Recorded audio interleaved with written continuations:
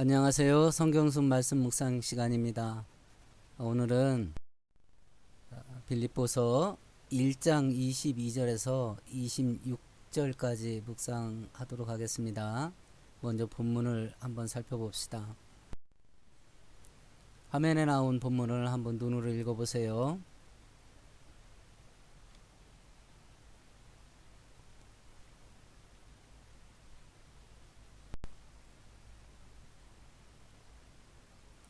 먼저 내용 전체를 한번 요약해 보겠습니다. 27절에 보면 복음에 합당하게 생활하라 라는 말이 있고요. 그러면 어떻게 사는 것이 복음에 합당하게 생활하는 거냐 라고 하는 내용을 밑에서 쭉 설명하는 것 같습니다. 크게 세 가지를 이야기하는 것 같네요. 첫 번째는 한 뜻으로 복음의 신앙을 위해서 협력해라. 두 번째는 28절에 있는 대적하는 자들 때문에 두려워하지 말라. 세 번째는 29절에 있는 예수를 위하여 고난도 받아들여라 라고 하는 세 가지 특징을 복음에 합당하게 생활하는 특징으로 바울 사도가 말씀하고 있네요. 이걸 종합해 보면 이런 뜻이 되겠습니다. 전체 주제는 복음에 합당하게 생활하라 라는 것인데, 그럼 어떻게 사는 것이 복음에 합당하게 사는 거냐라는 질문 속에 세 가지를 이야기합니다. 복음의 신앙을 위해서 협력하고, 대적하는 자들을 두려워하지 말고, 그리스도를 위해서 고난을 받아들여라 라고 하는 부분입니다. 27절에서 30절 그 본문 가운데 오늘은 27절만 한 절만 묵상하도록 하겠습니다. 먼저 27절만 한번 눈으로 읽어보세요. 복음에 합당하게 생활하라 라고 이렇게 권면하네요. 그러면 해석을 해보는 겁니다. 복음에 합당하게 생활하라 라는 구절의 뜻이 뭐냐 라고 하는 겁니다. 이 합당하다 라는 단어의 원문의 뜻은 시민답게 라는 뜻입니다. 그러면 복음의 시민답게 살아라 라는 말인데, 여기서 시민답게는 로마 제국 시대니까 로마 시민권 생각하면 됩니다. 지금 전 세계에서 최고의 시민권 가치를 갖고 있는 것은 미국 시민권입니다. 마찬가지로 당시에는 로마 시민권이 최고의 시민권이었죠. 거기 뭐 굉장한 자부심이 있고 심지어는 큰 돈을 줘야 살 수 있었던 특권이기도 했습니다. 자기 신분에 맞게 살아라 라는 의미인데요. 이것을 적용을 해보십시다. 시민권에 합당하게 살아라, 시민답게 살아라 라고 한다면 나의 소속이 어디인가 라는 걸 내가 알아야 된다는 이야기인데, 우리 성경에서는 우리의 시민권을 어디에 있다 말하는가 하면 우리는 천국의 시민권자다 라고 빌립보서 3장 20절에 말씀하고 있는데요. 천국의 시민권자라는 말을 다른 말로 하면 구원의 확신을 가진 자, 하나님의 자녀됨에 확신이 있는 자, 천국 백성 되었다는 확신을 가진 자, 뭐 이렇게 표현해도 되겠습니다. 내가 천국 시민권자라는 걸 내가 확신하고 있냐 라고 하는 자기의 소속, 자기의 신분, 여기에 대한 확증이 어느 정도인지 각자 자기의 내면을 한번 점검을 해봐야 되겠네요. 두 번째 적용해야 될 것은 천국의 시민권자는 천국의 법을 지키며 살아야 되겠지요. 미국의 시민권 가진 사람은 미국법 지켜야 됩니다. 한국 시민권 가진 사람은 한국법 지켜야 됩니다. 천국의 시민권 가지고 있는 사람은 천국의 법을 지키며 살아야 될 겁니다. 만일 내가 천국의 시민권자라 한다면 나는 천국의 법, 하나님의 말씀, 성경을 지키며 살고 있냐, 합당하게 살으라 하니까 그걸 질문을 하면서 자기의 삶을 돌아봐야 되겠습니다. 적용 두 번째를 보십시다. 천국 시민권자가 천국의 법을 지키면서 살아야 되는데, 그렇지 않다면 그렇게 하지 않는 이유가 뭐냐 라고 하는 겁니다. 그 본문에 세 가지 예시를 들었는데 그 범위 안에서 뭐 대충 다 해당되지 않을까 싶습니다. 천국의 시민권자로서 천국의 법을 하나님의 성경대로 살려고 하다 보니까 손해가 될 것 같은 거예요. 그럼 뭐 안 하는 거지요. 성경대로 하려다 보니까 불편한 일이 생기는 겁니다. 뭐 그럼 또 안 하는 거지요. 성경대로 살려다 보니까 귀찮은 일이 생기는 것 때문에 천국의 법을 지키지 않을 수도 있겠습니다. 한 기독교 그 연구단체 여론조사한 결과를 좀 오래된 건데 뭐 지금 수치가 올라가면 올라갔지 떨어지진 않았을 겁니다. 20대 30대 청년들에게 물어봤어요. 당신 사회생활하고 직장생활하면서 예수 믿고 교회 다닌다는 걸 사람들한테 얘기하냐 라고 질문을 했습니다. 몇 명이나 말하고 다닌다라고 대답했을 것 같아요. 70%가 말 안 한다 그랬습니다. 그러니까 젊은 그리스도인들이 사회생활하면서 직장생활하면서 자기가 예수 믿고 교회 다닌다는 걸 말도 안 하고 다니는 거예요. 그러면 왜 그걸 말 안 하고 다니냐라고 질문을 했더니 그걸 말하고 다니면 불편한 일이 생긴답니다. 그러니까 지금 현대 기독교인들의 영적인 수준이 이래요. 오늘 본문에 보면 천국의 백성답게 합당하게 사는 것 중에 세 번째가 그리스도를 위해서 고난도 기꺼이 받아들이는 건데 기껏해서 불편한 일도 뭐 짊어지지 않으려 하니까 이런 마음가짐 속에서 어떻게 하나님의 능력과 하나님의 영광이 나타나겠어요. 불편한 것도 짊어지려고 안 하는데 조금만 귀찮은 일 생겨도 안 하려 하는데 조금만 손해되는 일이 생겨도 하나님 말씀대로 안 갈라 하는데 그런 현대 기독교인들의 생활 형태 속에서 어떻게 하나님의 능력이 나타날 수 있겠는가. 그러니까 현대 기독교가 이렇게 허약할 수밖에 없는 이유가 바로 이런 데서 찾을 수 있지 않겠나 싶습니다. 나는 어떠냐 하는 것을 오늘 본문을 묵상을 하면서 내 자신을 돌아보는 것이요. 그 밑에 있는 빌립보서 2장 21절 한번 눈으로 읽어보세요. 벌써 2000년 전에 바울 사도가 복음 전하는 것 때문에 감옥에 갇혔다는 이야기는 모종의 핍박이 이제 슬슬 일어나고 있다는 이야기 아니겠습니까? 그랬더니 사람들이 다 자기 일만 생각한답니다. 예수의 일을 생각을 안 한대요. 그러다 보니까 합당하게 살질 않는 거죠. 성도가 성도답지 않게 되는 겁니다. 그것이 집단화되면 교회가 교회다워지지 않게 되는 것이요. 그럼 이런 시대 속에 나는 어떻게 살고 있냐 하는 것을 진지하게 한번 고민을 해보는 겁니다. 그러면 복음에 합당하게 생활을 해야 되는데 어느 정도 선까지 해야 되냐, 뭐 50% 하면 되겠냐, 70% 하면 되겠냐. 1장 27절에 보면 오직이라고 되어 있네요. 맨 첫 단어가 오직이라는 의미가 뭐예요? 오로지죠. 그거 하나만, 이런 의미겠네요. 복음에 합당하게 생활하는데 어느 정도 선까지 하냐면 오로지 그거에만 집중하는 겁니다. 전심전력하는 겁니다.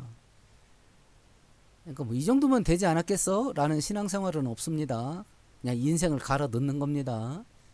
목숨을 거는 겁니다. 인생을 거는 거지요.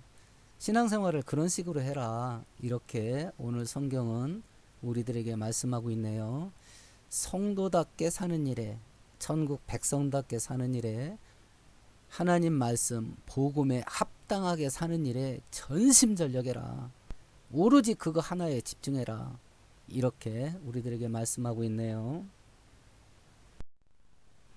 그러면 어떻게 해야 천국 시민권자답게 사는 일에 전심전력할 수 있겠냐? 뭐 당연하죠. 하나님이 인생의 중심 되면 되지 않겠습니까? 천국이 내 인생의 중심이 되면 천국 백성답게 사는 일에 전심전력 할 수 있겠죠. 그러니까 앞에서 우리가 계속 이야기를 했습니다. 내 인생의 중심이 뭐냐? 내가 사는 이유가 뭐냐? 내가 사는 목적이 뭐냐? 나의 인생관이 뭐냐? 하는 것을 앞에 묵상 시간에도 계속 그것이 주제로 우리들에게 주어졌었는데 다시 한번 생각해 보는 것이요. 내 인생의 중심이 뭐냐? 하나님과 천국이 내 인생의 중심이 된다면 천국 시민권자답게 사는 일에 전심전력할 수 있겠습니다. 그런데 중심이 하나님과 천국이 되지 않는다면 여기에 집중할 수가 없게 되겠죠. 현대인들이 집중하면서 전심전력하는 일이 어떤 일인지 생각해 보십시다. 나에게 이익이 되냐 손해되냐 뭐 민감하게 따지겠죠. 이게 나에게 편하게 되냐 불편하게 되냐 그것을 중요하게 생각할 겁니다. 이게 재미있냐 재미없냐 이걸 따질 겁니다. 자, 이 세 가지 그 예시로 제시된 그 사항들하고 하나님과 천국하고 한번 무게를 비교를 해보세요. 어떤 거에 더 관심이 많으세요? 어떤 걸 더 좋아하시나요? 어떤 게 더 마음에 끌리세요? 현대 기독교인들은 하나님보다 나에게 이익이 되는 게 더 중요할 겁니다. 현대 기독교인들은 하나님보다 나에게 편한 일이 더 중요한 일이 될 겁니다. 현대 기독교인들은 하나님보다 나에게 재미있는 일이 더 중요할 겁니다. 주일날 오후 예배가 됐든지 수요 예배가 됐든지 만일 교회 가서 예배를 드리지 않는다면 그 시간에 뭐 하세요? 아마 편한 일을 할 겁니다. 편하게 쉬는 거. 두 번째는 재미있는 일을 할 겁니다. 그러니까 하나님하고 재미있는 일하고 충돌이 일어나면 현대 기독교인들은 재미있는 일을 택합니다. 그러니 예수님 재림 직전에 있을 징조들이 마태복음 24장에서 말하는 징조들이 이렇게 큰 사고와 사건들로 덩어리로 보이는 시대가 돼서 이제 자다가 깰 때가 됐는데 재미있는 일을 하고도 하나님하고 안 바꾸니 이 실력 가지고 어떻게 다가오는 고난을 이길지 정말 의문인 것 같아요. 조금만 편해지게 된다고 하면 예배 안 드립니다. 편한 것 택하지. 이런 세대 속에서 또 재림은 임박하고 있고 내가 지금 어디에 집중하고 어떤 것들을 더 좋아하고 있는지 한번 심각하게 고민 좀 해봤으면 좋겠어요. 나의 삶은 현재 어디에 집중하고 있는가 한번 점검해 보시고요. 이것은 양자택일이 아니라 우선순위 문제입니다. 우리 마태복음 6장 한번 눈으로 읽어보세요.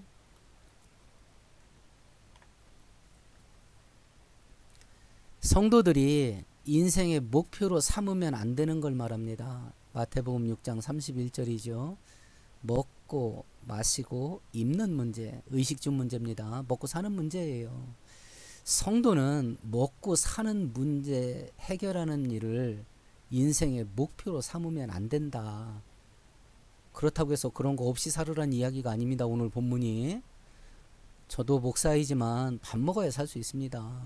제가 목사이지만 저도 옷 입고 다녀야지요. 빨개 입고 다니겠습니까? 저도 목사이지만 집 있어야 비바람 피하고 살지 않겠습니까?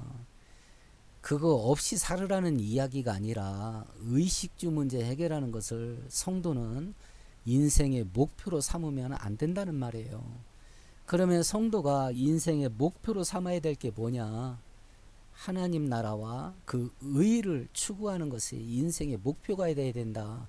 근데 그걸 먼저 해야 된다. 먼저. 그러니까 33절이 먼저 되고 31절이 뒤따라가면 됩니다. 이 순서가 꼬여서 우리 인생이 꼬인 거예요. 돈과 성공과 출세와 편하고 재밌고 즐기면서 사는 것이 내 인생의 1번 목표가 되니까 하나님이 뒷전에 밀리는 거지요. 그래서 인생이 비참해진다니까요. 그런데 하나님과 하나님 나라가 1번이 되면 나머지는 자연스럽게 하나님 밑으로 복종되는 거거든요. 만약 그렇게 우선순위만 제대로 되면 먹고 마시는 거 내가 더 줄게. 내가 책임져 줄게. 이게 하나님의 약속이거든요. 성도는 어떻게 부자가 되는가? 그 원리가 마태복음 6장 30절, 31절과 33절이에요. 인생의 목표를 하나님으로 삼고 나머지 일들을 그 밑으로 복종시키는 것이요. 하나님을 택하고 돈도 버리고 성공도 버리고 편하고 재밌게 사는 것도 다 버려버려라. 지금 그 얘기하는 거 아닙니다. 하나님을 중심으로 삼으라고 하는 겁니다. 부자가 되기를 꿈꾸시고 간절히 기도하면서 열심히 일하세요. 그리고 꼭 부자가 되세요. 그런데 돈에 집중하지 말고 하나님께 집중하세요. 성공하고 출세하기를 꿈꾸세요. 간절하게 기도하시고 열심히 일해서 진급도 하고 꼭 출세하세요. 그러나 성공과 출세에 집중하지 말고 하나님께 집중하세요. 죄짓지 않는 선에서 최대한 편하고 재미있게 살기를 소원하세요. 괜찮습니다. 그것을 간절하게 기도하고 열심히 일해서 편하고 재미있게 사세요. 그런데 그 일에 집중하지 마시고 하나님에게 집중하는 겁니다. 그러면 먹고 마시고 입을 거 하나님께서 넘치도록 준답니다. 이게 성경에서 제시하는 부자 되는 방식이에요. 이것이. 이제 오늘 본문 말씀을 놓고 종합해 보십시다. 첫 번째는 복음에 합당하게 살아야 됩니다. 성도답게 살아야 됩니다. 천국의 시민답게 사는 겁니다. 하나님 나라의 법을 준수하며 사는 겁니다. 하나님 말씀에 합당하게 사는 겁니다. 두 번째는 이렇게 사는 삶을 전심전력해야 됩니다. 뭐 이 정도면 되겠지 이런 거 없습니다. 이렇게 사는 일에 내 인생을 갈아 넣는 겁니다. 성도는 먹고 사는 문제를 인생의 목표로 삼는 거 아닙니다. 성도는 하나님과 천국이 인생의 목표여야 합니다. 이런 성도는 마귀와 세상이 감당 못합니다. 그래서 오직 의인은 믿음으로 사는 것이고 요한일서에서 말하는 대로 우리가 세상을 이기는 것은 우리의 믿음이니라 라고 말한 것이 바로 이런 이유 때문에 그렇습니다. 여기까지 시청해 주신 분 감사드리고요. 주 안에서 평안하시고 항상 예수님과 동행하며 살기를 축원드릴게요. 고맙습니다.